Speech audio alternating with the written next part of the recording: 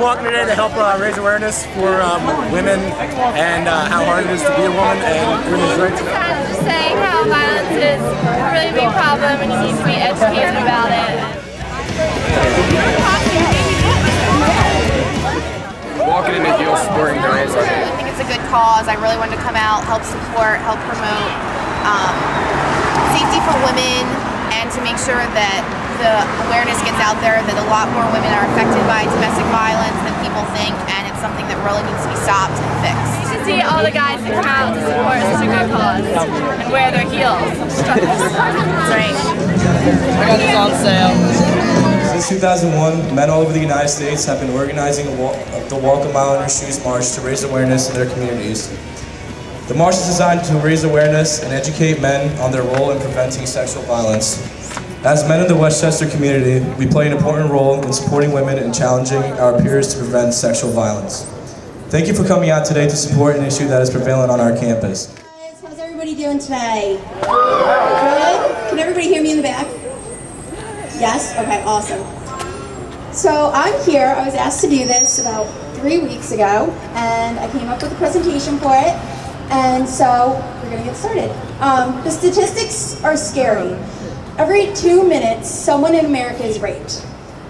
Of surveyed college women, about 90% of rape and sexual assault victims knew their attacker prior to the assault. Chances that a woman will develop post-traumatic stress disorder, PTSD, after being raped are between 50 and 95%. So can everybody raise their hand for me? Just one hand, just raise your hand. All right. Keep your hand raised only if you or someone you know was raped or sexually assaulted. Take a look around. Look at how many hands are still raised. Coming to college, you can put your hands down. Coming to college, I had, like most, a skewed view of rape.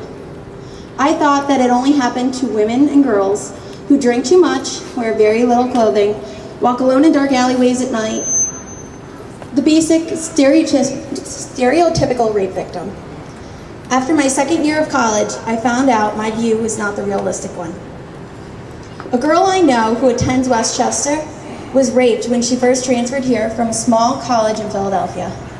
Over Labor Day weekend in 2005, she invited a friend of hers over to her apartment on campus in the village after he called her drunk.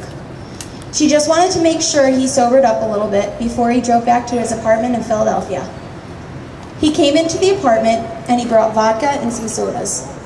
He offered her some, but she declined. She just wanted to watch a movie. They started to watch the movie and he downed the first soda and vodka. Then he pinned her down on the bed and forced himself upon her. She begged and pleaded for him to get off of her. She said that he knew that she wanted it and told her that he knew that it felt good. She continuously begged for him to get off of her. After he was done, she went to the bathroom and he followed her in there. She asked him to leave, but he insisted on staying. Still being drunk, he passed out on the bed. She ended up curling into the fetal position on the corner of the bed, staying awake all night, crying.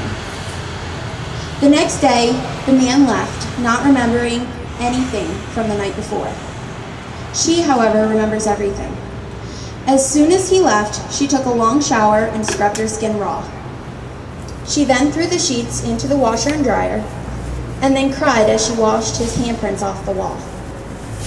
This woman just wanted to feel the feeling of powerlessness to go away. She couldn't believe it happened. She repeatedly, for weeks upon weeks, went through every detail from that night, wondering what could have been different. What did she do wrong? She only told 2 people, her 2 best friends from Philadelphia. The one insisted to go talk to the counseling center on campus and looked up all the information for her. She went, but it didn't help. Ignoring it helped more. Eventually, she just stopped making counseling appointments. Eventually, it all caught up to her, and she went back to the counseling center a little over a year later. She was diagnosed with depression, anxiety, and post-traumatic stress disorder. This woman is currently doing excellent. She is no longer seeing a counselor, and to this day is trying to educate people that rape does not only occur to the stereotypes. It can happen to anyone. This woman in the story that I just told you is someone you would never think was raped. Someone who is a leader in the West Chester University community. This woman is me. Since this has happened, I have tried to help people get a more realistic view of rape and sexual assault. Women aren't always the victim. Men can be victims too. However, it is more common for it to be a woman.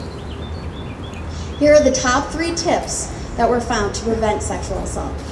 Number 3, if you are emotionally, psychologically, physically, or sexually abusive to a woman or man, or have been in the past, seek professional help now.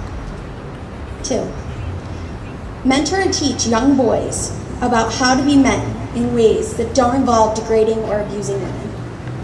And 1, if you suspect that a woman close to you is being abused or has been sexually assaulted, gently ask if you can help. Thank you.